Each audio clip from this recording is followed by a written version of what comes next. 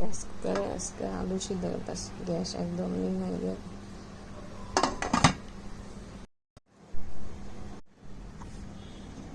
Side খুদের ভাত না, মানে সেটার বউ ভাতও কয়, অনেকে চড়চড়ি কয়।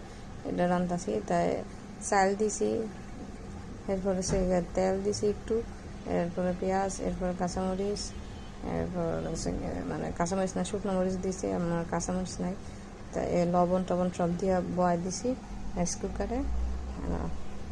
কতনের মধ্যে পটলের ভর্তা বানাইছি, এনে হয়েছে গিয়ে এটা মরিচ আলু ভর্তা বানাবো, আর হয়েছে গিয়ে ঢেঁড়সের ভর্তা বানাবো।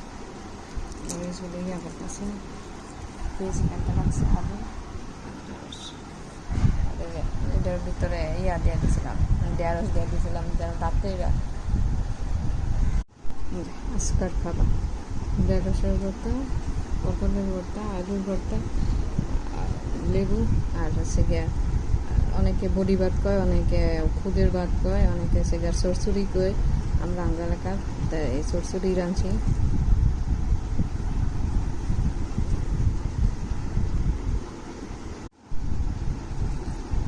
ঢেঁড়সের ভর্তাটা খাই।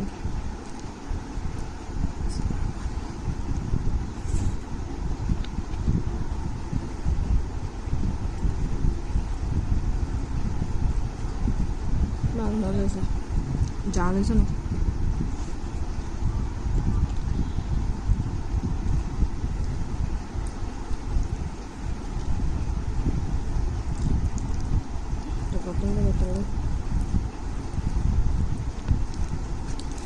অনেক জাল হয়েছে বাবা।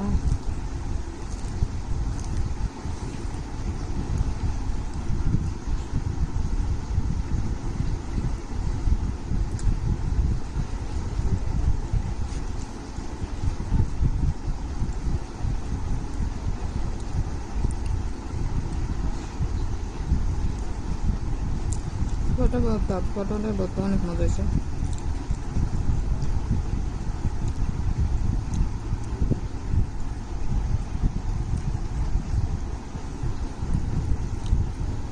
একটু আলু ভর্তা।